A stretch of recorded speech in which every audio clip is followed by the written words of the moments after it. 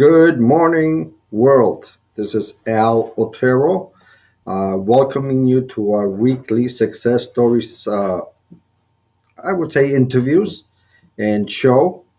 Another exciting day today here at the Global Trade Chamber and the 100 Successful Women Network. And we're very, very happy to welcome very special ladies from around the globe that have done incredible things, are doing great things, and impacting the world. Okay, so let's see who we have backstage so we can. Okay, Dr. Janet Smith coming up to the stage. How are you, Al? Hi, Dr. Janet. There's a long story behind my name, actually. It's not Janet Smith. It is now Dr. Janet Smith Warfield. Long story behind that. However, go ahead, please. That's another interview. Exactly. Well, that's wonderful. You look wonderful. It's a beautiful day. You're in Florida. I am in Sarasota, Florida at the moment. At the moment, but you could be anywhere in the world next week. I have been almost every place in the world. Fantastic. I was in Sarasota not too long ago, and I loved it. I had never been there, even though I live here in South Florida, but it's a beautiful city and a lot of exciting things going on there. Growth, everything, right?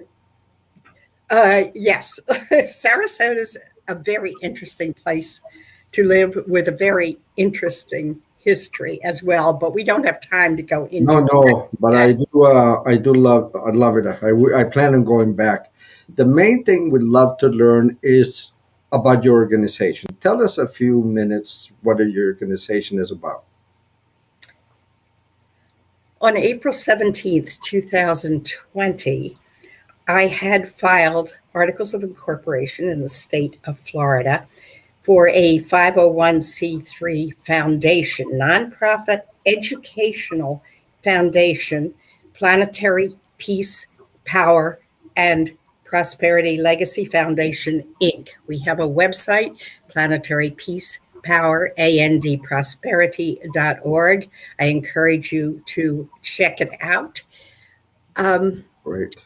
This has been kind of an endpoint of many years of hard experience and really challenging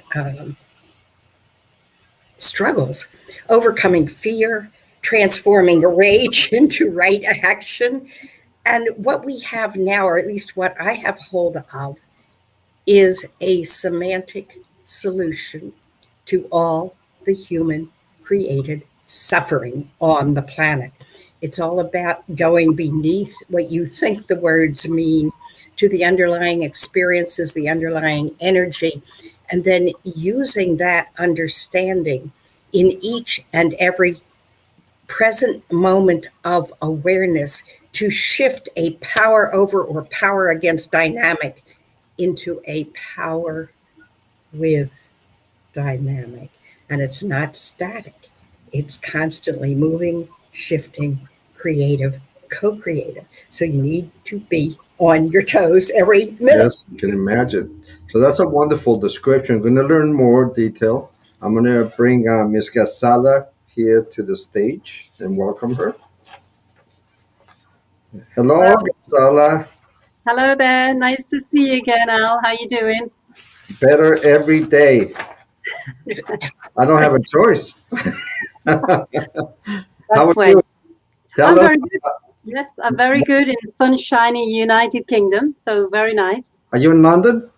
I'm actually near Manchester, actually. Which is north, south, east, west? It is north, but in a country of our own, North Wales, which is even beautiful. So I have a beautiful coastline. Yeah. So you're not far from London? I'm very far, 6 hours. Oh, okay. So if we do our event in England next year, I assume it's not too far for you to come to our women's event if we do it in England, right? In London. Yeah, we can do that. We do London trips quite easily on the train. I love it. We're going to ask you just what does your organization do? So my story really is from suppression to expression, and as somebody who's recognized to finding a cultural limitations that restricted education, it was something that I fought myself, and I felt I want to be able to impact a lot of other women that have been held back, mostly from cultural limitations, but also just to be a voice of an entrepreneur. And I created the Lady Leaders Global Page for Education, Encouragement and Inspiration. And my own story, as I'm known as the founder of #1 Marketing Machine, is to help people to present, who they are, what they do. And Bollywood Burnout is what I'm known as the Bollywood, what the class my name is as Ghazala Jabeen, the Bollywood Queen, because I teach Bollywood for fitness and really do something very different, but bring the audience right out from all ages under one roof. So, And you're originally from India, I assume? I'm actually originally, my ancestry is Indian, but I was born in Pakistan, actually. Oh, wow. Very good. That makes it more interesting that a Pakistani doing an Indian dance on a Western soil. That makes it very global. Excellent. We're going to bring our next guest, Miss Angelika Christie. Well, hello and happy Friday. Oh, it's Friday already. Wow. Yes. I don't know if it's closer to Saturday in the UK, or not so much, only 6 hours, but in other places it's already Saturday. So you never know. You never know. That's the beauty of our technology is we could be talking to somebody that's 24 hours away, 12 hours away. We don't know.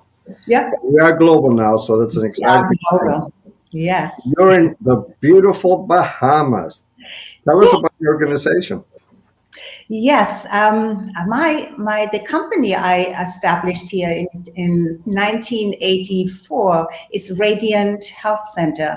I'm a naturopathic doctor, but I'm specializing in women, especially women's wellness.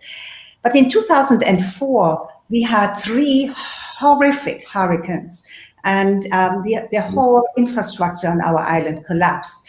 And in 2009, I knew that I needed to get out of being just in one place and go out into the world in a bigger way. And that's when I got into the online coaching and the online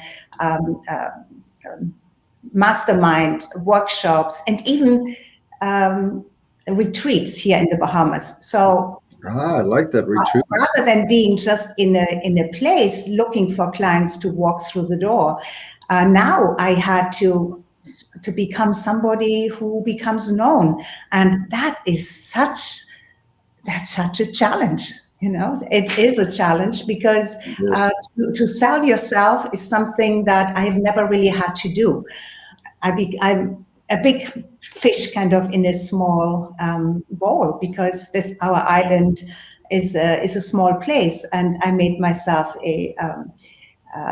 known quite quickly. But then when you step out into the big world, I mean, you're nobody. Nobody knows you. So it's a totally different ball game. And it has taken me almost 12 years now to come to the place where I'm now, where I really make an impact and I speak on international stage. Yeah. We're going to hear a lot more from you. Let's bring Evangelia from Greece to the stage. This is a busy show today. Hello. Hey, long time we don't talk. How are you? Yes, I'm fine. Warm greetings from Greece. Yes. Great to have you with us. We have Florida, we have Bahamas, and we have England and Greece. So what a global morning. I feel overwhelmed by these incredible ladies. Wow. Maria's busy with a couple of activities. I don't know if any of you have heard of the 100 Successful Women book. So that's How can we forget? How can we forget? Oh, you heard of it? Oh, okay. And we have a delegation from the government of Bangladesh coming Monday, so we're super busy.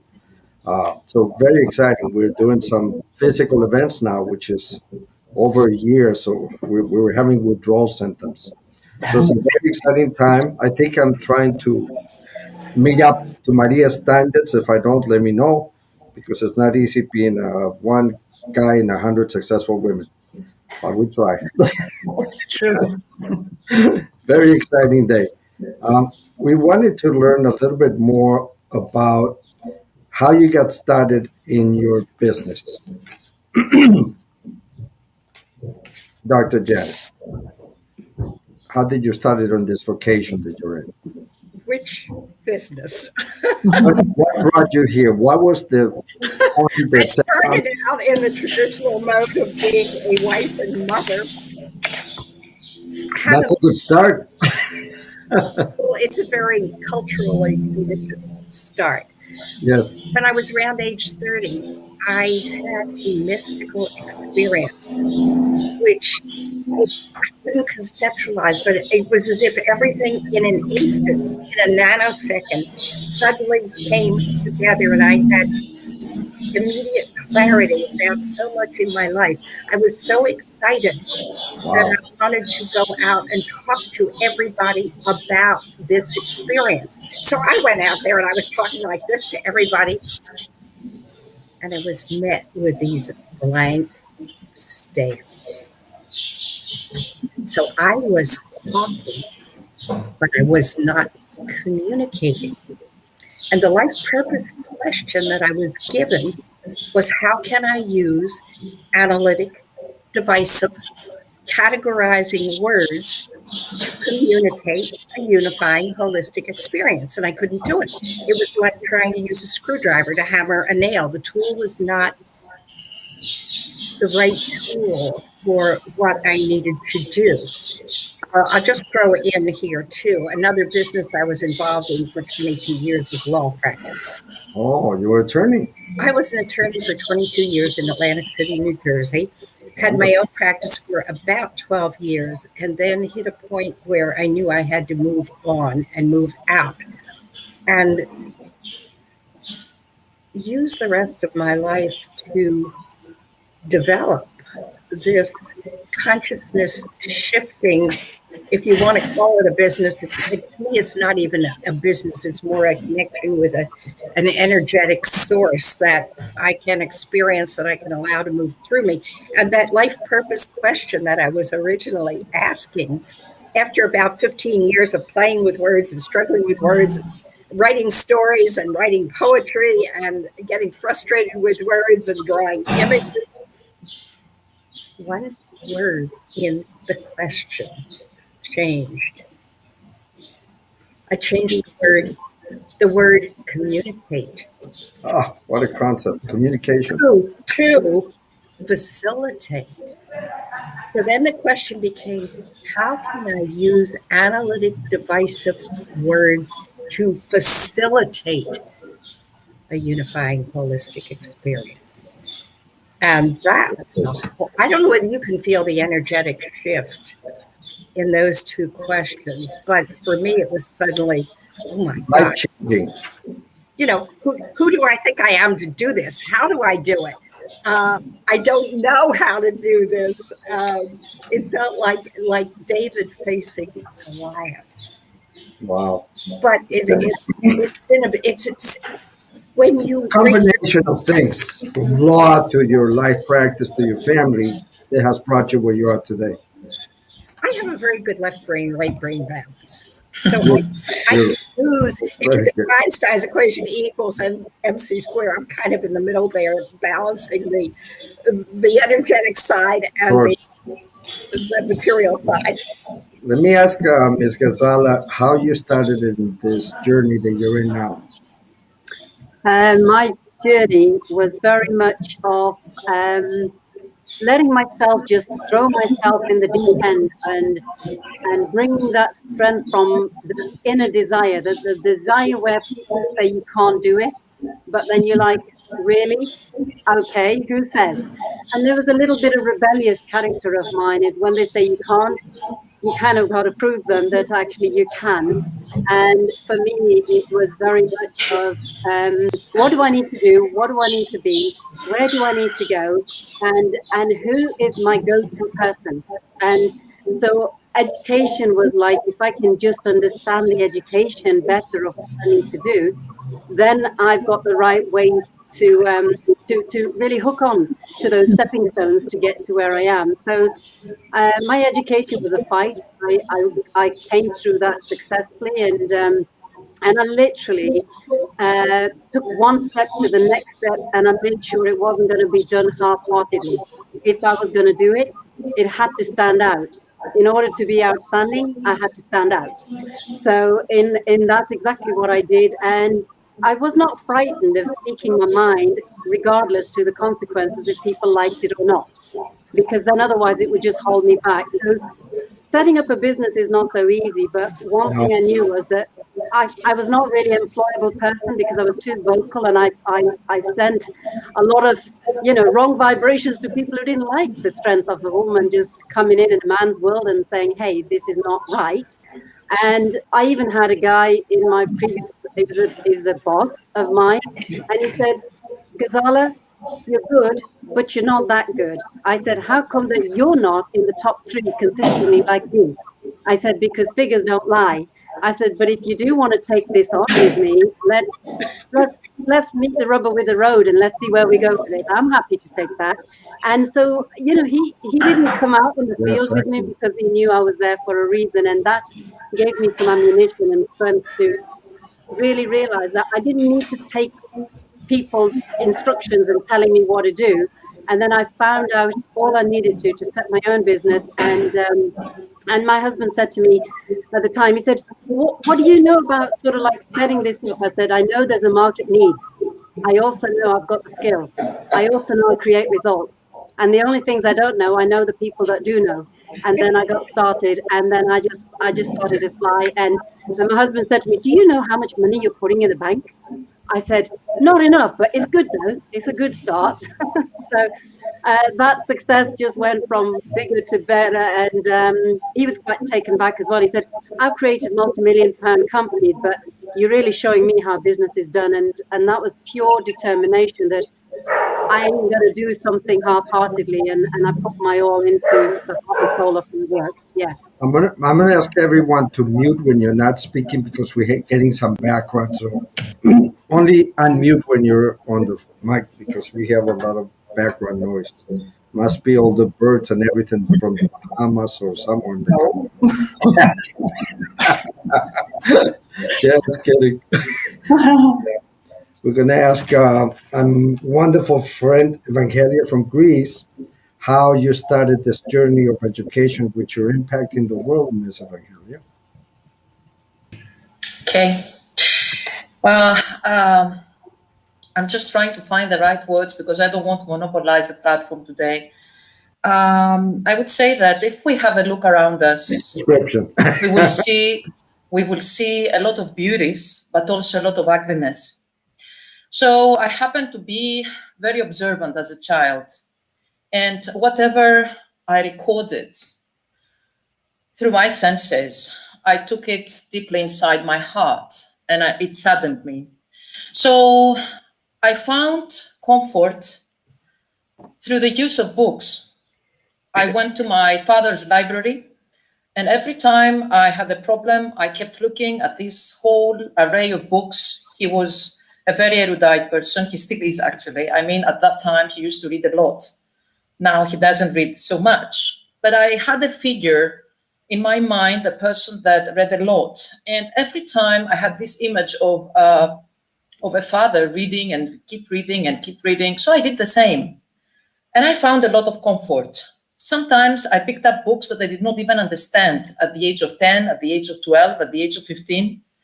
Very difficult terms, books from, psychology field, anthropology field, philosophy field. And I kept asking him that I don't understand, what does it mean here? What does the author try to say here? He said, keep reading and you will find the answers later on in your life.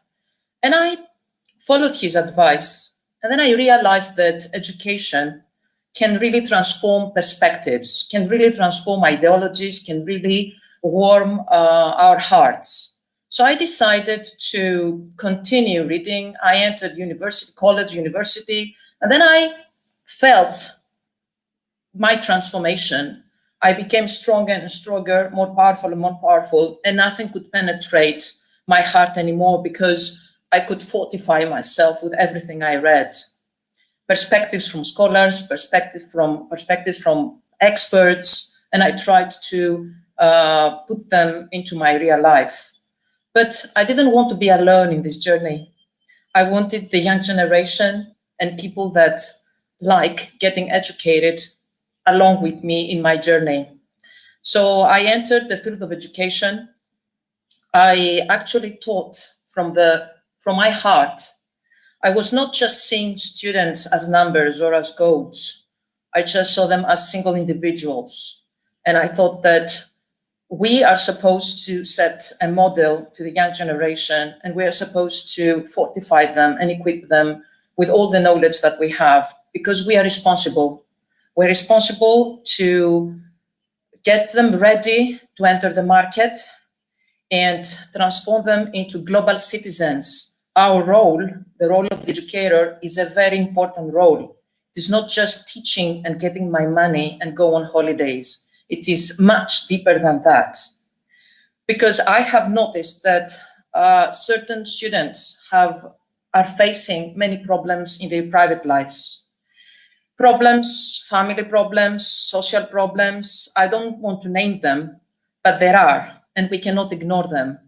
So we can substitute figures, important figures in their lives. We can guide them.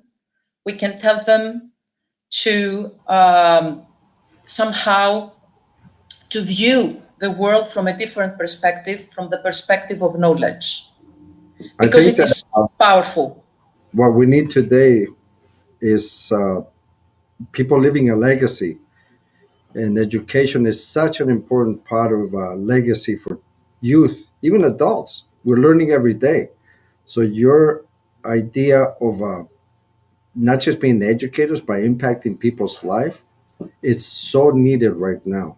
There's such a disconnect because of all the problems in society that people are just losing their touch with their children. They're so involved in their own lives, trying to survive crises. So the education is crucial. I'm going to ask Angelica your perspective on how we can impact the world for a better future for the kids. Yes, I believe that, I think the Dalai Lama said that a Western woman will save the world. That barking does not come from my background. It comes Yes, we have some dogs in the back. I don't know who is it. yeah, Is. it's totally quiet here.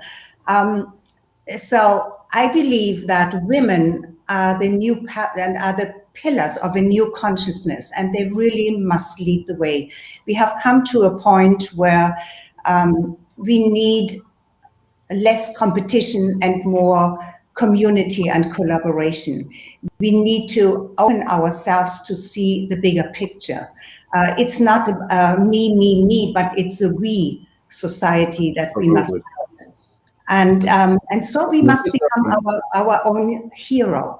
I had a very interesting experience when I was 12 years old. I was in a very strict boarding school, and I broke rule, and I was punished severely, and it affected decades of my life.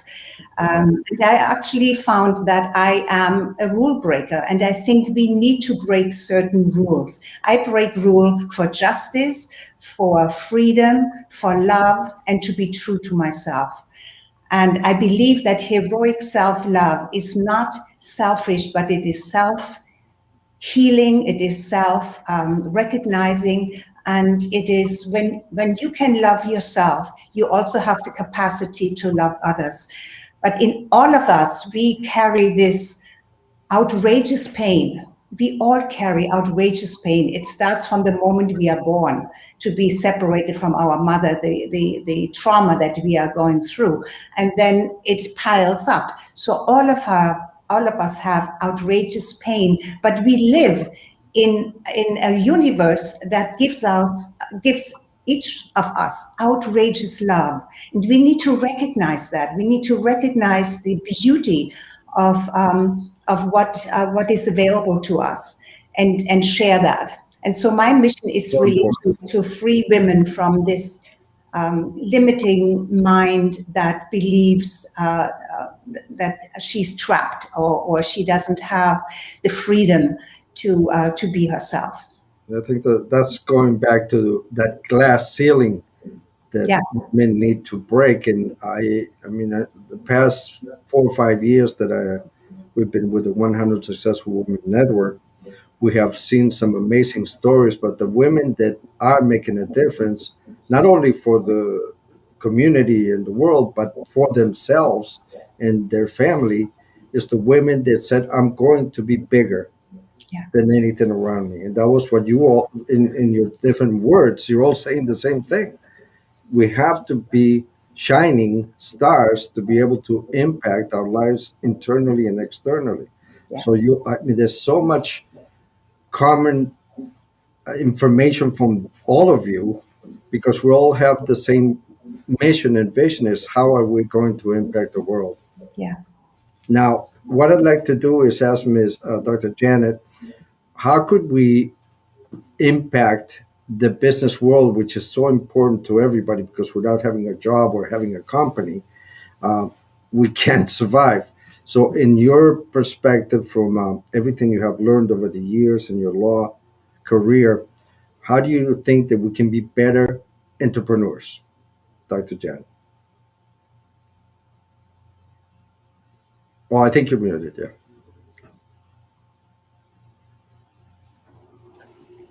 Okay, now you should be able to hear me. Can you hear me? Oh.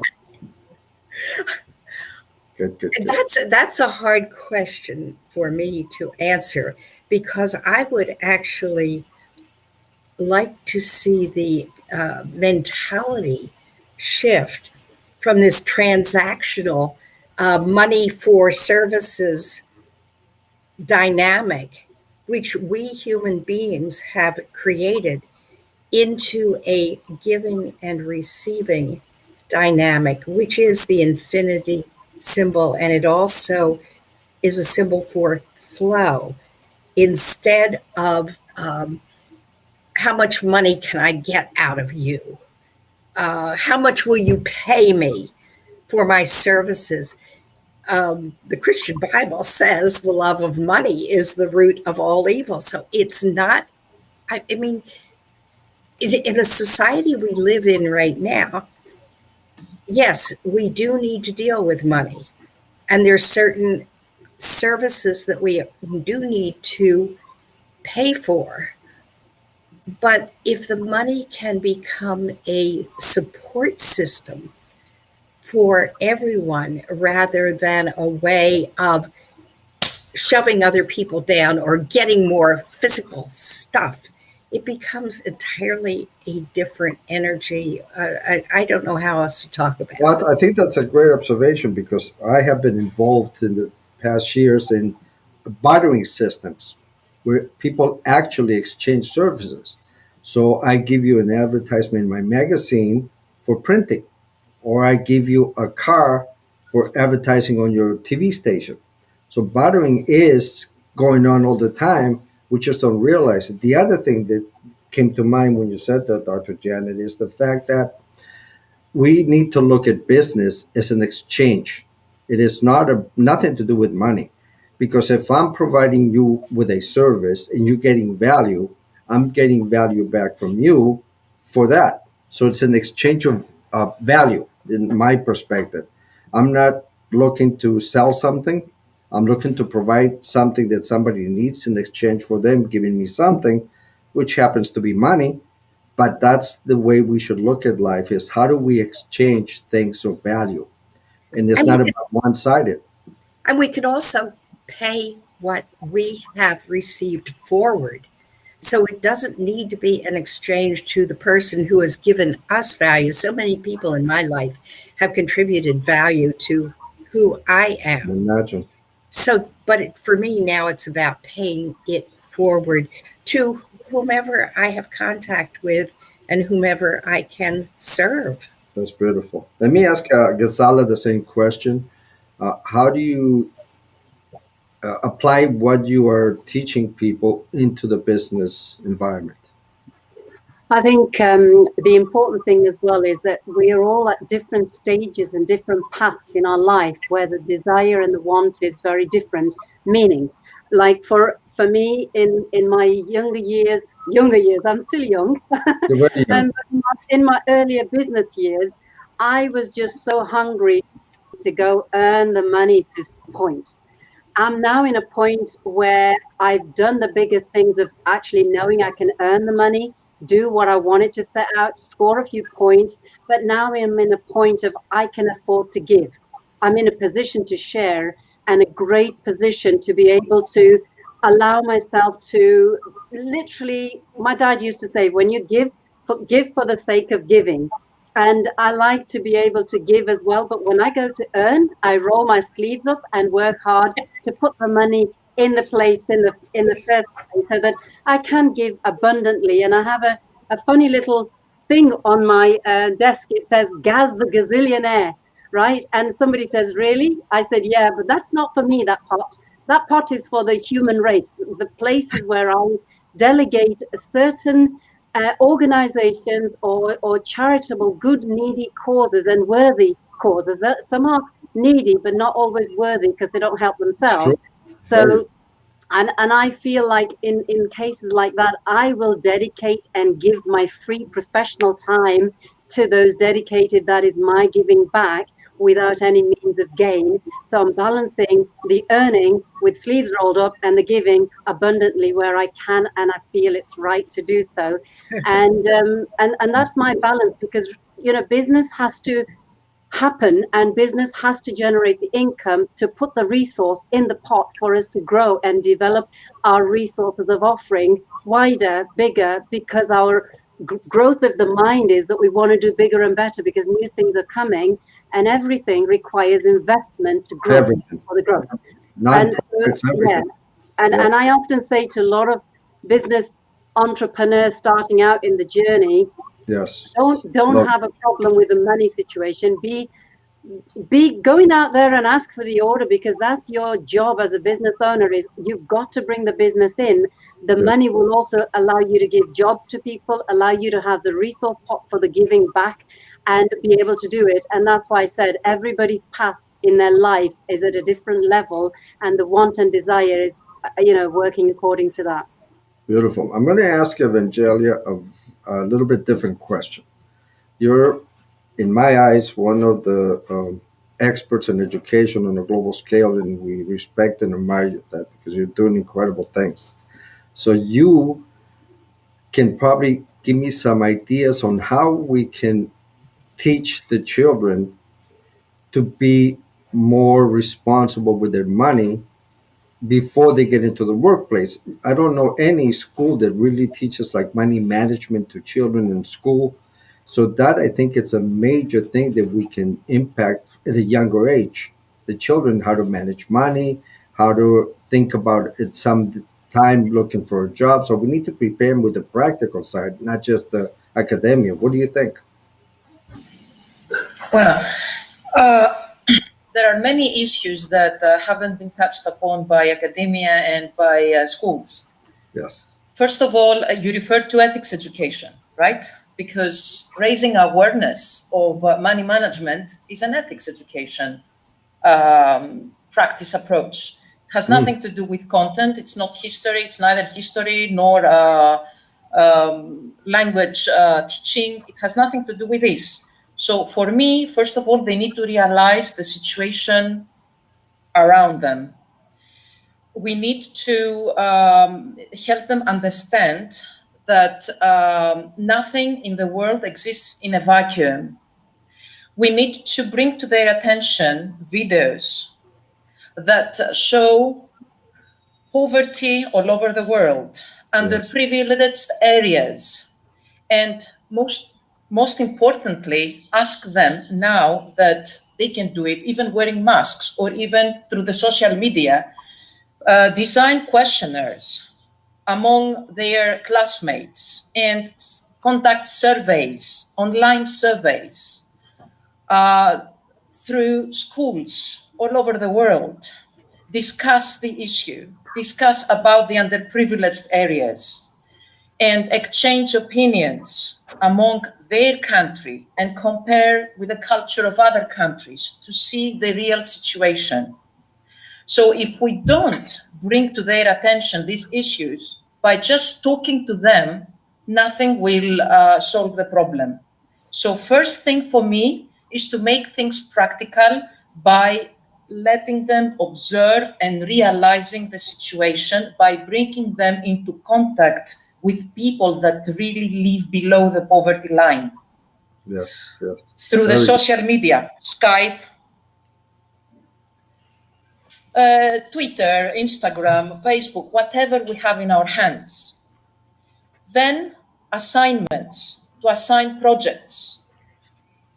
After conducting surveys, after doing polling, just to prepare collaboratively with other classmates their findings and present in class, and then have a whole class discussion on this.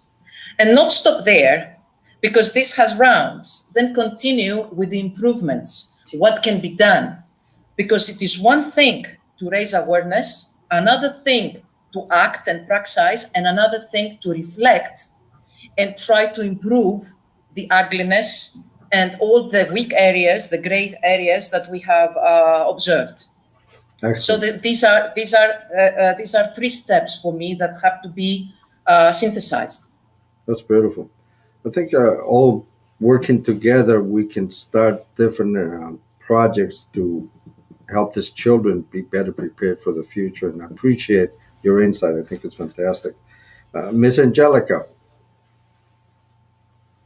we have people from Uganda saying hello to you ladies, people from the United States. So there's a lot of people sending you their greetings and thanking you for your information. So you're doing a fantastic job so far. How am I doing?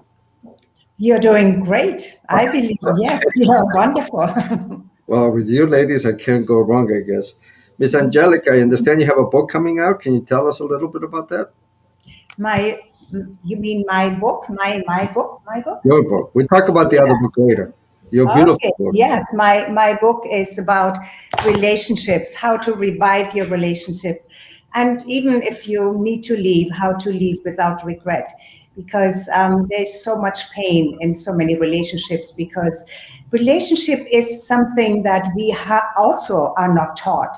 We should be taught about relationship from when we were small, what it really means to be in a relationship, how to not only start a relationship, but how to keep it alive, what is necessary. I believe a relationship is almost like a business in that way, that you need the communication is one of the most important things, and you need to know really what you want. What is your goal? Who are you? Who is the person that you are in a relationship with? Where are you growing? So there are so many things, and I believe the skills have not been taught. And this is what my mission is to, especially there are so many women who feel trapped in their relationship. And the entrapment is really in here. And there are so many ways to change it, to revive it, and especially women are extremely well prepared to, with all of their imagination, to transform a relationship, to bring new life into it. Mm. But everything starts really with the relationship you have with yourself. If you don't have a relationship that you know yourself and you can embrace yourself, your greatness and your shadows, and feel that you are unique and there is nothing, absolutely nothing, that can stop you from anything you really want, because you can say no, you can change things in the moment at any time. Yes. But we are trapped very often in our own belief system, in our own how we were brought up. And so I want to free, my mission is to free, especially women, from their self-imposed prison, and because None of you have honey, that, none of you have any of that problem. And looking at it from a man's perspective, what you just said is yes, that I look at a relationship, something that I can relate more to, like a car. If you have a car and you don't maintain that car properly, yeah, and you take care of it, give it loving care, but also change the fluids and do regular maintenance, how health, everything. did I do good? Absolutely, it's a Both dance, you know. guys on how to maintain a relationship. Yeah. And you know, a relationship is also like a dance. You have closeness, but you also need distance sometimes. So Oh, I it's like that. always moving. It's never stagnant. And it's the most Amazing. incredible way to find out more about yourself and others. And then there is the thing about soulmates. And I'm writing a book about soulmates. But, you know, soulmates is not what you think it is. A soulmate is not a bliss bunny. Well, we'll talk about the next interview. I have a message here from a lady that says there are so amazing ladies full of wisdom and passion, and I enjoy the moderator too. I guess that's me. That's you, you see? Yay! Well, this is extremely valuable information from ladies that are so successful in so many areas. I'm going to go back to Dr. Janet for a minute.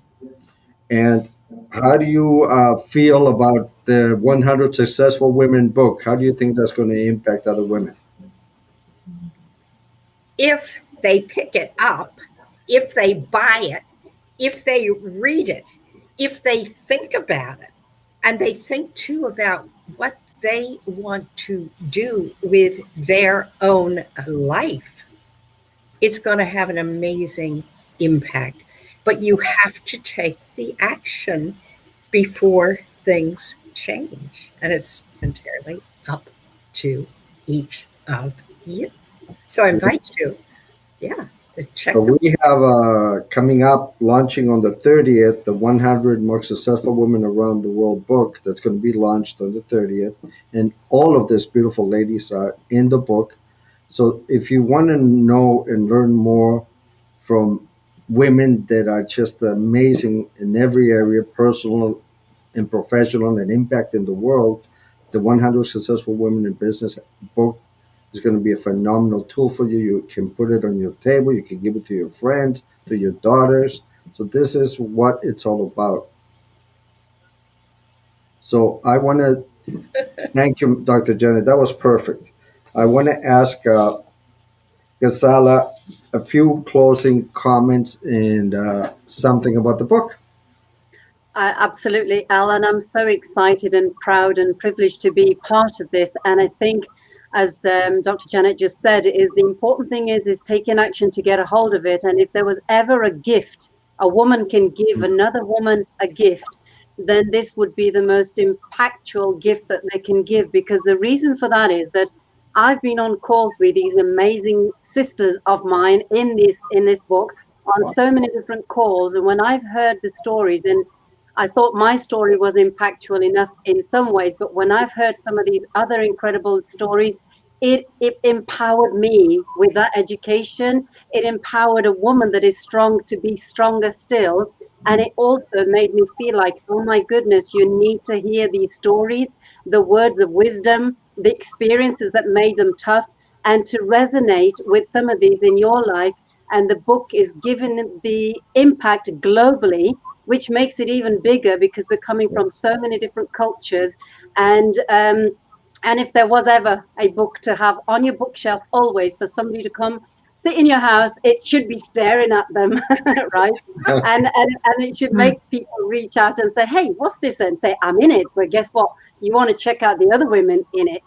And that is where sisterhood is lifting each otherhood, and having Al as our male cheerleader in this place as well is just even more incredible because there's when I looked at some of the content that was going in there, I have to say you need this book in your hand, otherwise you're missing seriously golden nuggets of the world and the women that have made those breakthroughs. So that's what I would say. I like that, golden nuggets. And it's not only for women, because I am learning something every day uh, from different ladies, because we are not always looking at things from the right perspective. Like many of you said, we need to step back and look at the world and life and family and business from a different perspective. And it's so refreshing to hear the stories, because it's not stories of people that just write books, because that's not what we want. We don't want people that are just speakers and presenters and coaches. We want people that actually have lived through things and have gone through many challenges and overcame them. And now they are in a place in life where they have peace, they have glow, and they're touching other lives. And that's very, very inspirational. I'm going to ask my friend in education to give us her closing comments and talk about the book. She's amazing. Greece, I want to go to Greece. Okay. Well, I would like to characterize the book as a successful nuclear bomb. and, and, and why is that? Yes, and why is that? From two perspectives. The first perspective is that it is an amalgamation of power from 100 women. So if we are good at maths, we understand and we realize that there are 100 different success stories from different perspectives with a different taste. So some people, because they are not all the same, they have different characters, different ambitions, different desires, may identify, they are given the chance to identify themselves with a multitude of success. Not just one or two, 100 choices. Equally important. One perspective. The other perspective is that we need to understand the difference between being successful and being a successful leader. Because some people think that success is only to have a good job, have a family, have money. Okay, it is success. It is, I would say, this is satisfaction. We lead a satisfactory life and a happy life, but not necessarily successful. Because if we are all here for a cause, for a global cause, we are all here united to bring transformational change. And that's the power of the book. I think one sentence that describes everything that this is all about is a nuclear bomb. That is fantastic. I'm going to use that all the time. Get ready for nuclear bomb coming from women around the globe. I love it. That was so cool. All right, now I'm excited. Let me ask Miss Angelica about. She's an expert on books, obviously, but give us your perspective on the book, but a little closing comment as well. Yeah, I make it. Thank you so much for that opportunity. And thank you for inviting me to be part of this nuclear bomb. I love it. It's just incredible. And the reason, I mean, 100, can you imagine 100 hearts, 100 minds, 100 times experiences from women from all over the world that care to share something from their true being, from what is important to them, that it will benefit you. I mean, I get goosebumps just saying this. So it is an incredible opportunity to learn, to become part, and to be inspired, because I'm sure there will be another book coming out. And so if you feel, you have to read it first, you have to get inspired and say, I want to be part of this incredible group of change makers, of like leaders, of luminaries, and I'm honored to be part of it. You have to buy this book, and I will promote it. This is the founding 100 successful women group. They're going to impact millions of women, because there are going to be other volumes, and they're going to look back on the first book, and you ladies, and be inspired and touched. But somebody told me, I don't know, maybe a few months ago, that this is a sisterhood. So that's what it's all about. Because if we unite like-minded people that have the same vision and mission, which is to serve, to impact, to make a change in the world, we can't lose. It's impossible. And with your leadership and your experience and your amazing attitudes, this is the best opportunity in the world is to bring women together right now and help us get through this challenging times because it's not an easy time for the world in any way. So your inspiration is going to impact women and men also for years to come. So we are incredibly honored and grateful to know you all, and we're going to be working together for many years to come because you're going to be part of the 100 Successful Women Network, which keeps growing, and you're going to be invited to be a part of that. So this is only the beginning, but because of you, this is possible. So we are so grateful to the four of you, and this is a wonderful way to start the weekend with inspiration and motivation from amazing, beautiful ladies. We thank you for your time. Thank you. Have a wonderful weekend. You too, Al. Everybody, much love. Thank you. Thank you. We feel the love. Have a wonderful day. Bye bye. Thank you. Bye bye. Thank you. Bye bye. Let's stay in touch. Yes. Yes, we will.